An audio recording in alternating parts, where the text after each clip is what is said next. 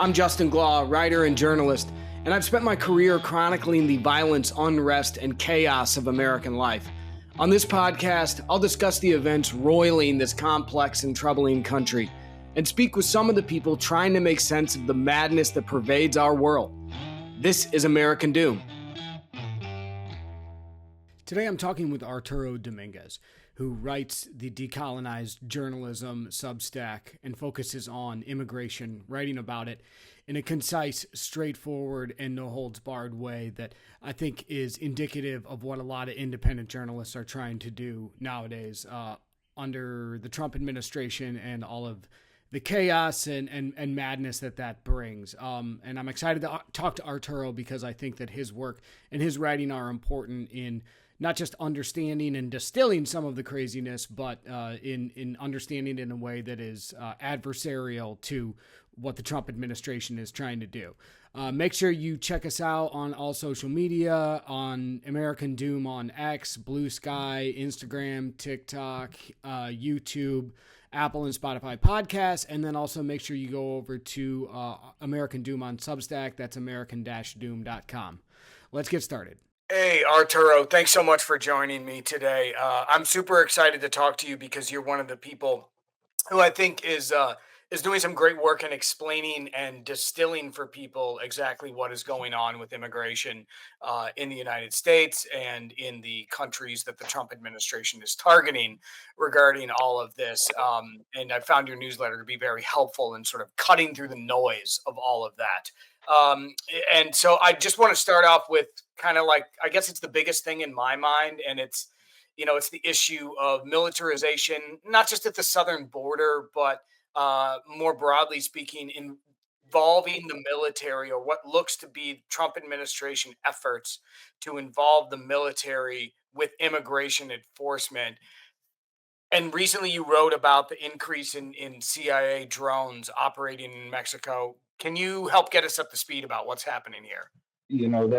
There has been an increase in drone flights into Mexico. They were occurring prior to the Trump administration, and according to Mexican President Claudia Sheinbaum, this is part of an agreement that she has worked out with the United States to help with trying to tackle some of the drug cartels. And historically speaking, the U.S. and Mexico have worked together. The U.S. spends billions of dollars a year trying to, help Mexico tackle the cartels.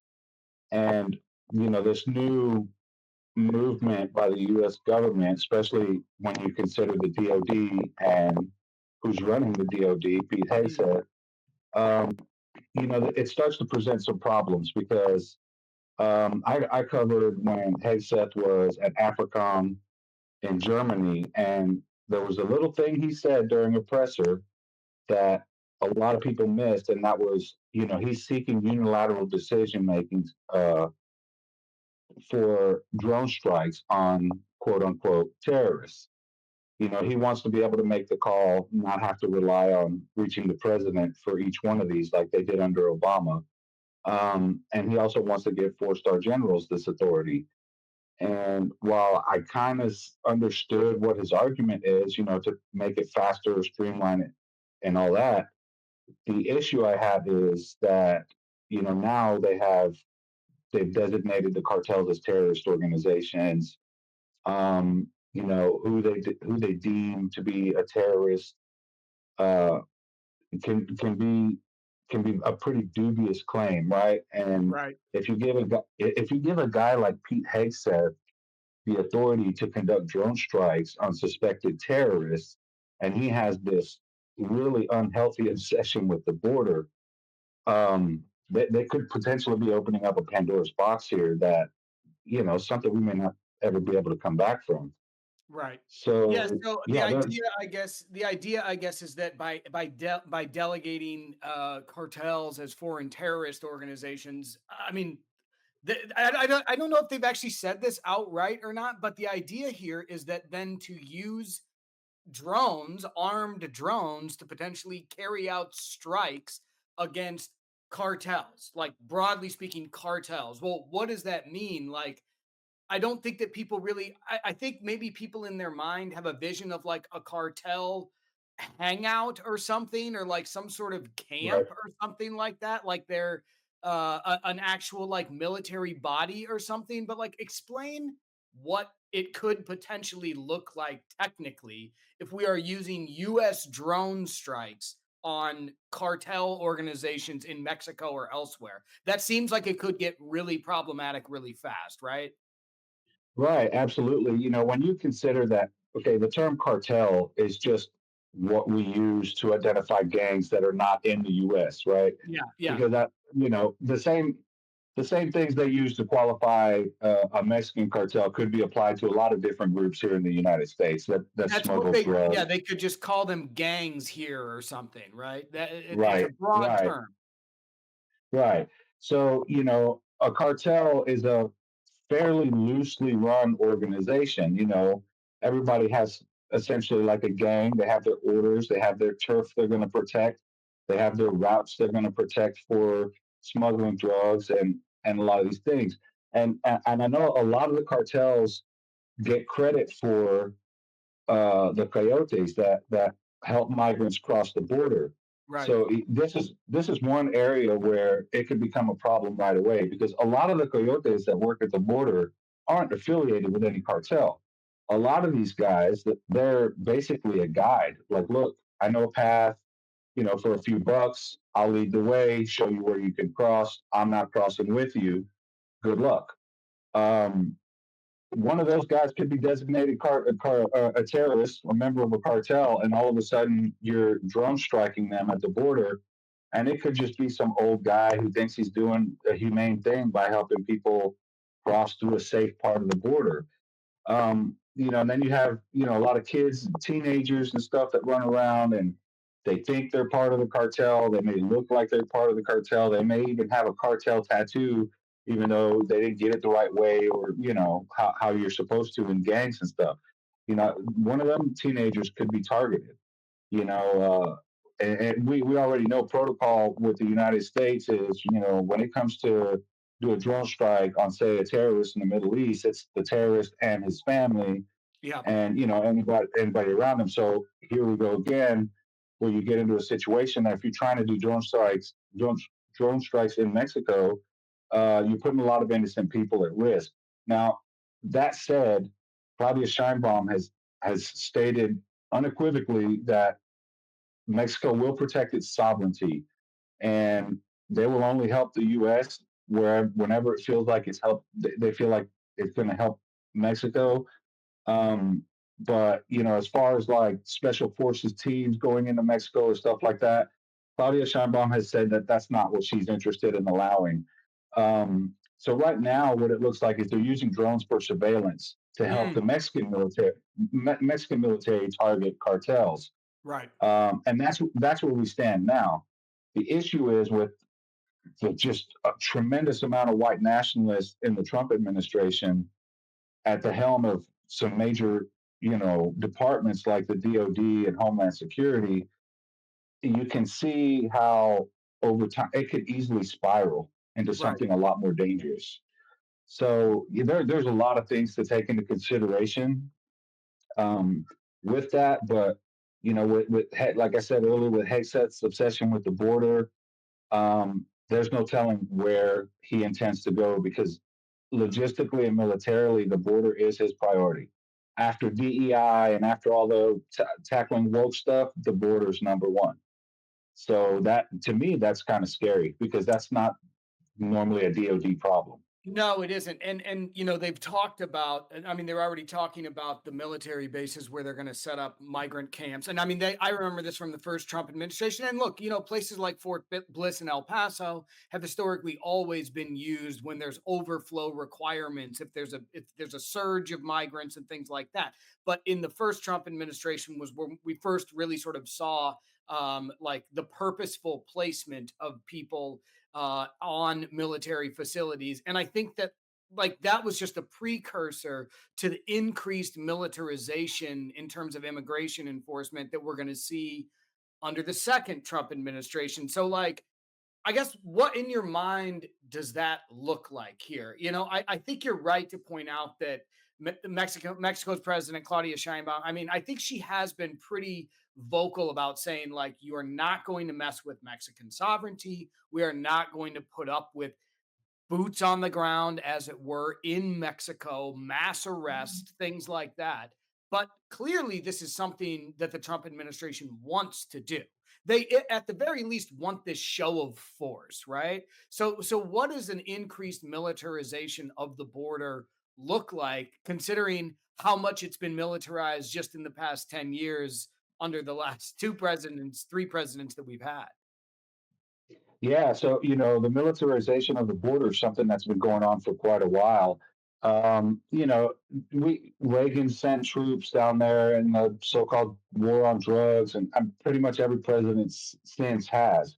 The difference now is that Northcom, Northern Command, has had troops, National Guard and Army and stuff down there for I don't know the last three presidencies, the last three presidents, and they're kind of a staple there at the moment. But when you look at some of the footage that the DoD and Homeland Security has released, pictures, things like that, you'll notice that most of the soldiers at the border have a sidearm. They're not walking around with M16s, and they're Mhm. not, they don't have tanks or anything like that. So as far as militarization, I mean, that is happening, but it's not a full scale militarization. And currently they're providing support services, whereas they're looking for migrants. If they spot any, they call their contact at Border Patrol, who's typically nearby, to come and interdict these migrants. The military is technically not allowed to put hands on a migrant, take them into custody, or anything like that. I'm not saying they don't, because there has been reported cases of National Guardsmen, particularly here in Texas, the ones that are working under Greg Abbott, Yes. have done, yeah, they've done some pretty rowdy things, that are very harmful. Pushing people back into the river, that kind of stuff. Um, so far, what's coming from Northcom, I'm not seeing anything like that. As far as Northcom goes, prior to the Trump administration, they understood what their role is at the border. They're there for support services, keep vehicles fueled up, provide helicopters for aerial surveillance, things like that. But under the Trump administration, there's no telling where it could go. As it stands now, the troops that they have sent, like I said, they have a sidearm, the binoculars, they're looking for people trying to cross the border and trying to, point them out to stop them. But um, again, like everything else, this could easily escalate. When we're building migrant detention camps along the border, the state of Texas is building one. They're calling it a forward operating base, but everybody in Texas knows exactly what it's for. Um, it this could it, under Trump, it's going to escalate at least Yes.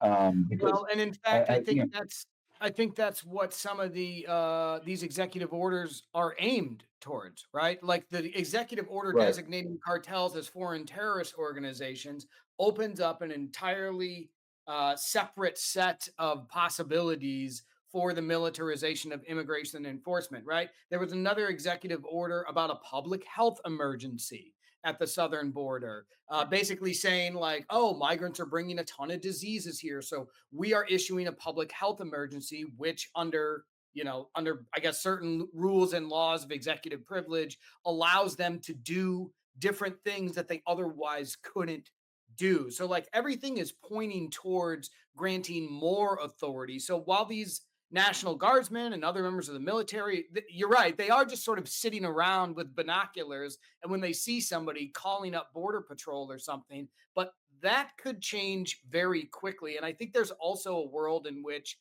there is a sort of increased and more aggressive stance by people like National Guardsmen in Texas who are kind of working for Greg Abbott, right? And Greg Abbott wants to make a right, good show for Trump. And so now we've got some guys out there who could potentially go rogue, right? So it seems like a very like tense and problematic situation. And I guess I just wonder, like, what are the things that you're looking for that are signifiers that, like, this thing is now getting ratcheted up to a point where, like, maybe we haven't been there before? Does that make sense? Yeah, yeah. For me, I would start paying attention to Customs and Border Patrol and maybe even ICE working with militias. There are militias all over the border. Yep. If anything goes south, it'll be because of those guys. And a lot of these militia guys know that they're only allowed to report to Customs and Border Protection. They're not allowed to apprehend. They're not allowed to intervene. Like the military through Northern Command, they're not allowed to put hands on migrants or anything like that. Um, so the issue there is there's already the militias that work there. For example, the mayor and police chief in Uvalde have worked with several militias, and they allow these people to roam the streets in Uvalde and harass migrants and ask them if they have papers and things like that. And they've been doing that for years. You see that all up and down the border throughout every state, Arizona, California, Texas, and it's been a big problem. When you have instigators like the trucker convoy that tried to come to Texas a year or two ago, a lot of those people stayed because they wanted to come down here and do violent stuff. And the trucker convoy was real adamant about not doing violent stuff. So a lot of those people were upset, broke off from the trucker convoy, and they're still here. You have a lot of hate groups that are involved with these militias as well. Active Club is one. It's a neo-Nazi group, Southern California. They spend a lot of time at the border, and they're all about violence. Their whole thing is training as MMA fighters and going out and beating people up, and that's what they're trying to do at the border. They're trying to hunt down migrants to beat them up. But um, yeah, I think if a militia starts popping off or doing something crazy, it won't be long before local cops or a National Guardsman or somebody in their vicinity is going to start acting the same way. Particularly like local cops and state troopers who are at the border, who just like seems like they're frothing at the mouth to just capture some migrants. Yeah. And it's just weird because you see these guys just really, really want to be down there and harass people. And like right now, there's not much happening at the border at all. Right. Yeah, no, crossings are way, way down. And I mean, obviously, the Trump administration is taking credit over this and saying, well, basically it's our language and our policy of intimidation that has resulted in these crossings being way, way down. I mean, there's probably some truth to that. Carolyn Levitt, the White House press secretary, she put out a thing the other day. It was sort of bizarre statement, as is pretty typical for her. But they were basically talking about how a lot of migrant shelters along the border are like way down in terms of the number of people who are staying there with them. And she was basically saying, well, if you don't really have all these people coming across, then we don't need to have all these shelters. And anyway, but yeah, I mean, I think that's a bigger point about like the intimidation factor. And I wonder if that is potentially what happened or is happening. We don't really know at Guantanamo in the last few weeks. And I know that you had said you brought up a really good point, which is that at first we didn't really know who was getting dragged to Guantanamo, and then we found out that it was at least some of the people being dragged there were Venezuelan nationals. Did you ever hear back from DHS as to why they dragged them to Guantanamo instead of simply deporting them from Venezuela? Because I have not seen anything really that says these people were Tren de Aragua or anything like that. Who were these people that got sent to Guantanamo or maybe are still being sent there? Can you help us figure that out? Yeah, so I know there's a couple of barbers, there a lot of people that didn't really have any bona fide affiliation to any gangs like Trinidad de Aragua, MS-13, any of that. They strictly picked them up and pointed at their tattoos. One of them a Michael Jordan tattoo. One that says Wait, why was to Michael spend. Jordan thought to be associated with one of these gangs? Well, there apparently the suggestion from Customs and Border Protection is that several of Agua members had that tattoo, Okay. but it's also a cultural tattoo. So like Right. that doesn't mean anybody who has that is a gang member. So a lot of these guys got sent there, and I appreciated all the reporting on some individual migrants that Pablo and a few other people got some information on. But to me, the bigger issue was, why are you sending them to Guantanamo if um, Nicolas Maduro from Venezuela is sending planes up here to pick them up? So I asked that question, and one of the biggest talking points that was coming out of the administration is, "Oh, Venezuela's paying for them to go." So I threw that in my email, trying to get a hold of people, and I didn't get a response from DHS, but a couple of days later, um, they moved all those migrants out of Guantanamo. So who's there now? Do we know? No one, as far as I know, they sent 177 migrants out of Guantanamo. All but one were sent to, I think one was sent to Guatemala, the rest were sent to Venezuela, and one was put in ICE detention here in the US. So as I far as I wonder know, Guantanamo, there's no one. I wonder if I can't help but think, like so much of of what comes out of this administration is focused on optics. Like what things Oh, look like mainly to their base, right? They want the red meat for their base, right? And I can't help when I think about issues and problems that are potentially forthcoming when it comes to denigration and human rights violations for migrants and things like that. I think of like the more that there can be a lack of focus on immigration or migrants, probably the better, right? Because anytime that right. there's attention on this issue, the Trump administration is going to want to do something that looks really, really good in terms of optics for them, right? And so, like, that to me is kind of like where the danger lies for the plight of migrants. And I just kind of wonder, like, what are your thoughts on that? Because it seems like, at least in the past week or so, 2 weeks, a lot of Doge stuff, a lot of people are focused on that, and rightly so. But I wonder, like, if stuff, let's say there is a surge of migration again at the border, more crossings, there's another caravan or something like that. Does that tell you that, like, okay, now we're in a potential like really dangerous spot with all of the authority that's been granted via these executive orders?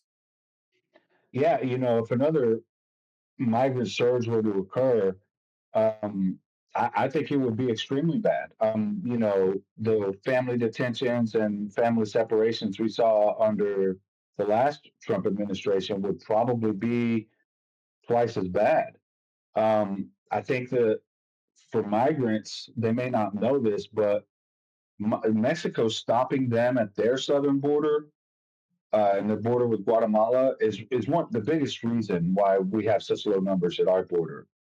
And Mexico's doing them a favor right now by not letting them through, because to come up to our border now with so much military, so many cops, so much border patrol, and all this infrastructure they're bringing in with the drones and surveillance towers and helicopters and all these things, I think it's just going to be an extremely dangerous environment for migrants to come. I don't foresee another caravan because of the work Mexico is doing at their own southern border. Right. However, there are some major human rights issues that are coming up with how Mexican military treats people coming across their southern border. Oh, for sure. Um, right. So there are a lot of issues with the way the Trump administration is doing things. One of the things that I read about today was there's they're actively trying to re-implement Title 42. And despite there not being a pandemic, which is what it's for, times of like that, like COVID, they're trying to say that migrants are bringing disease, Yep. TB, all these things, and based on that alone, they think they can justify re-implementing Title 42. I don't think that'll work, um, because the whole reason it was lifted was because COVID was ending, and every court where they tried to keep Title 42 in place basically said no, there's no reason for it. Um, And what will they that can give use them the select power to do? just deny asylum claims, to deny anybody and everybody. The Title 42 allows them to basically circumvent international law and U.S. law by guaranteeing an asylum hearing or an asylum claim. So once somebody crosses that border and turns themselves in for asylum, they're supposed to be granted an asylum hearing. Yep. Um, with that said, under Biden, he put in two restrictions at the border for claiming asylum, and a lot of people got turned away. And there was nearly 4 million repatriations from the border, which are people that got sent back to their countries of origin, in addition to the numbers of deportations. So when you put in restrictions like that, cases don't get heard. People might get sent back into dangerous environments. We don't know because we didn't hear their case. We don't know why they were here to begin with. So it's really hard to determine what the impacts of those types of decisions are. It's similar to Title 42. If you just lock down the border and don't allow anyone to claim asylum, and you just turn them away and basically just push them back out the door, it's next to impossible for us to determine what happens to those people. When the whole remain in Mexico policy, which Trump wants to re-implement again, left people subjected to being the targets of cartels and gangs and smugglers. So there's a And lot of these robberies and issues. muggings and rapes Rapes, right? at border towns where they're holed up basically and they're living on the streets because they have to sit there and wait for their court case, but they have to sit in Mexico and wait for that, right? I mean, there were Right. massive camps in Juarez and Tijuana when the temporary protection Yeah. protocols were put in place under the first administration. Yeah, and a lot of those camps, I remember seeing footage of, them coming in and raising those camps, with bulldozers, just knocking everything down, throwing people's stuff away. It's just crazy to me that we're at a time where immigration has become such a volatile issue based on misinformation, mind you. Right. Um, a lot of it is lie. It's just lie, and that we're in a situation where we're just leaving people on the street, living in tents, and some areas along the border are pretty bad crime wise. So you're just subjecting these people to being victims of all kinds of violent crime. And again, we don't know what's happening to those people, and it's both sad and scary. Um, And I think that they're misinformation could be easily pointed to as the rationale behind trying to rescind Title 42 because that's the national health emergency executive order, right? Where they're saying right, they're bringing tuberculosis or what and months ago the New York Times reported that Stephen Miller was on this desperate search for like a big disease that he could point to that there was an uptick in it near the border or among migrants at the border so that he could do exactly what they just did last week, which is issue an executive order proclaiming a national health emergency that gives them the powers, like you said, to essentially shut down all asylum claims. Because at this point, under the Trump administration, like people aren't really getting in at all. So, like asylum claims, if my understanding is correct, is like one of the only ways to sort of get in at least temporarily while you're waiting for your claim to be heard. So if they shut those down, then we're basically at zero immigration from, Mexico and Central and South American countries, right? I mean, isn't that the whole point of this? yeah. I mean, if they shut down the asylum system altogether, it's going to affect a lot of people, and not just south of the border. You have a lot of Africans, Haitians, Cubans, People from Europeans, the Middle East. Ukrainians. Right, right. You have a lot of Middle Easterners and Ukrainians and stuff. So, you know, and Homeland Security is already doing this. Rescinding the temporary protected status for various groups. Haitians, Venezuelans have already been targeted. Ukrainians have been targeted. I'm not sure if they've gone after the Cubans yet, but with Cubans it's different because they have the Cuban Adjustment Act and different forms to fill out because that theirs is treated as a special circumstance.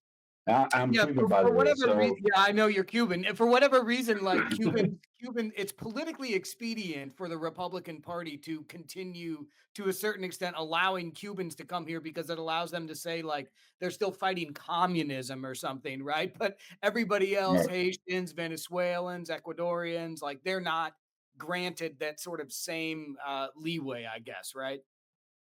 Right, right. Even though, they consider Venezuela a communist country or socialist country, almost in the same vein as Cuba, Right. they just, the amount of people that left Venezuela over the last few years, and granted, the vast majority stayed in Latin America. That's another thing people don't seem to understand. They think 7 million Venezuelans came up here.